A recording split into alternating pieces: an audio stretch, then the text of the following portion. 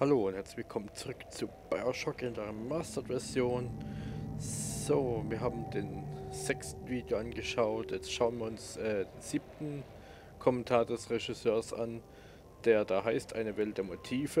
Es könnte da sich wahrscheinlich um die Forschungskamera handeln. Warum und wieso die hier eingebaut wurde oder ja, was man sich einfach dabei gedacht hat. Da wünsche ich euch viel Spaß beim Zusehen und Anhören. Und ich klinge mich wieder aus wie gehabt. So. Viel Spaß.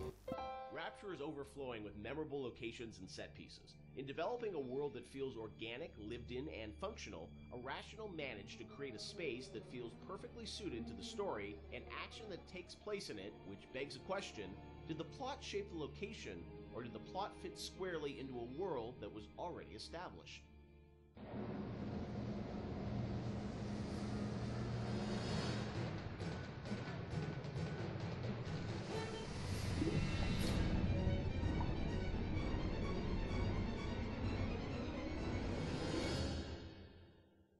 Let's talk about some of the areas in Rapture, because it's an amazing place, but also it feels like there's certain areas that are very well designed and that they have, you know, a very certain aesthetic, and the characters in there, it all kind of comes together.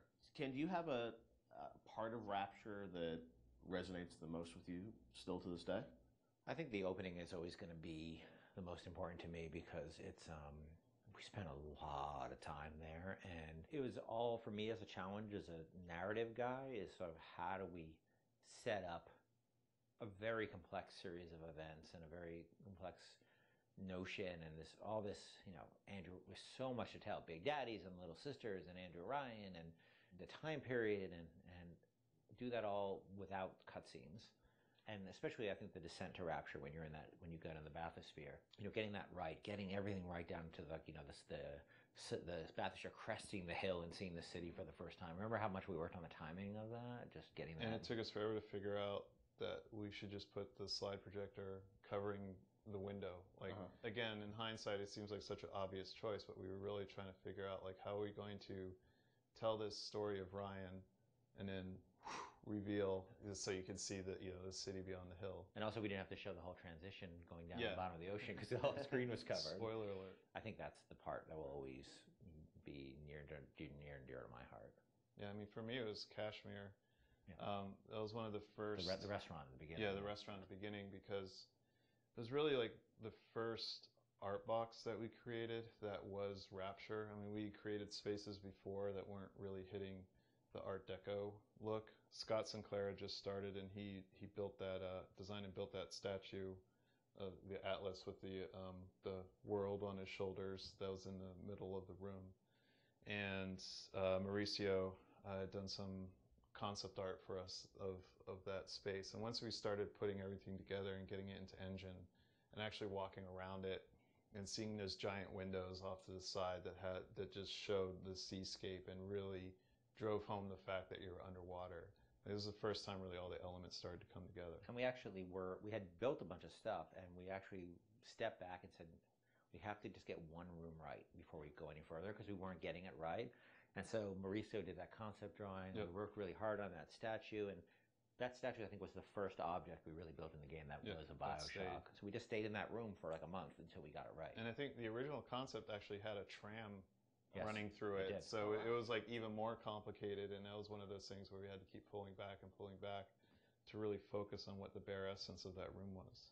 Were there parts of Rapture that you never were able to realize that you sort of still miss? The zoo. People talk about Fort Frolic, right? That I was excited about. Not everybody was excited about the zoo, but I don't know why I was excited about the zoo, because it would have been a nightmare. We had another area that was prior to Arcadia that was more of a straight up agriculture, forest type of area. Before we had the bathyspheres, we had a whole sort of subway transport system in Rapture, which we spent a lot of time thinking about, and then just realized that these little submersibles would be a much more realistic and much better solution. And you were going to be able to move between locations in that subway system? Yeah, much like the bathyspheres, but they were much more integrated throughout the space, and we really want to support them. And we just realized it was not really relevant to what we were doing. Were there certain locations or areas where you knew a certain narrative point, you know, needed to happen? Like you look at the reveal of sort of Atlas's true motivations? Like, was that like, oh, we've got to do it this part, this level, because it fits the story? Or was it more that you sort of like, you had the game laid out in a certain order and you just layered the story on top of it? I think the big one I can think of is that you encounter Ryan in his sort of like, that he would live in an area of industry. Okay. So he lives in this very industrial area because that's where he would feel most comfortable. And that we wanted his office, his lair, to sort of be not in some, residential zone, but where he wants to wake up and smell the grease fires and the machines and the smoke. That's in his lifeblood. Industry is his lifeblood. But it also had to be very theatrical. Like if you look at it now, it doesn't look like an office. You kind of know it's an office because the story is telling you that. Set, yeah. And we had some old technology that was laying around in the game that would control environment settings. So old system that we had would let you do high pressure, low pressure, medium pressure, and those would affect lighting and other like post-process things in the world. And that was a system that was cut, but because the code was in, we were always trying to figure out ways to use it. And one of the ways that we used it was in the Andrew Ryan sequence, because we didn't have a lot of narrative storytelling tools. We were basically switching the atmosphere to get all the lighting changes. So whenever a light changes in that scene, we're telling the game that the atmosphere is changing. So, and then the preset atmospheres come in and shine the spotlights on them or bring up the house lights when we need them to. Because very, very early on, you could change the pressure in the areas, and that would change how explosions work and all this stuff like that. And we just couldn't figure out how to make it gettable for the player. We couldn't make it feedback, but we still had all those. That moved a lot of levers in the game, so we still had the system. So we used it for the sort of theatrical cues of the, very theatrical cues of Ryan appearing, the lights going down where you are, and the lights coming up where he is, because the engine didn't have those tools by default. The assassin has overcome my final defense, and now he's come to murder me. In the end, what separates a man from a slave? Money? Power? No. A man chooses. A slave obeys. And there was a great sense of sort of artistic progression as you went through the game too, and that each level had its own sort of voice. Was that something that a lot of games as they move further in development, it's like, oh, we sort of ran out of time. We can, it's like we're just going to sort of repeat this and change the color palette. It felt like, for the team, it was very defined from early on that you wanted each sort of level, which they were levels back in the day, to feel distinct. Yeah, we had sort of experimented with that back on System Shock 2, back when every Doom level looked pretty much like every other Doom level, because they were just sort of working on the same set of assets. We decided with our very rudimentary tools in System Shock 2 that we would progress with color, and every deck would feel different from a color standpoint, even though most of that was lighting, or textures, nothing really more. But we have the tools to actually, sort of theme levels. I think a lot of this goes back to, I think my first memory was actually from when I was 1 year old at the Montreal World Expo. Remember when you were one? Well, I remember being at something at this World's Fair, which I didn't realize, I think was in 1967, when I was 1 year old, a little over 1 year old. Wow. And I was on a theme park ride they had and I remember being at this thing where a big bat flies out of this sort of thing and comes up. I don't know why I was a 1 year old was on this ride. I'm not sure, sort of a haunted housey kind of ride.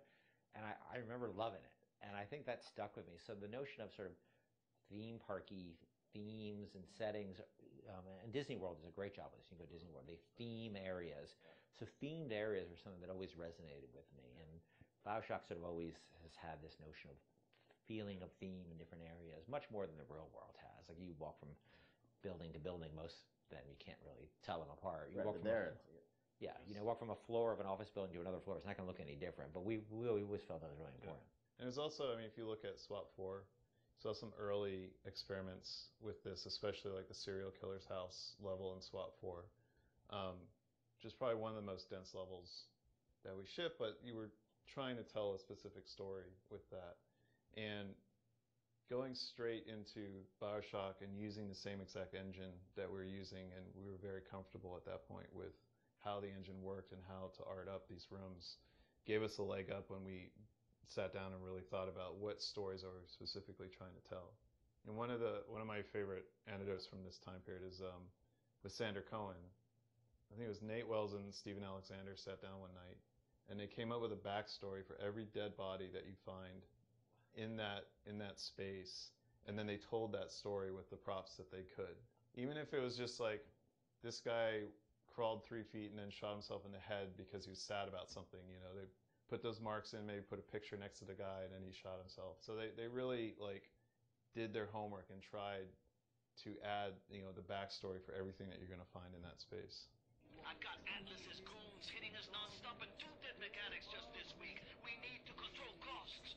If I wanted to deal with amateurs, I would have stayed on dry land. Ja, das war auch schon der Kommentar. Gut, ich hatte ja gedacht, es ging um die Kamera wegen diesen Motiven hier. Die weit gefehlt, aber naja. Man kann sich aber den Titel immer so ein bisschen Gedanken machen.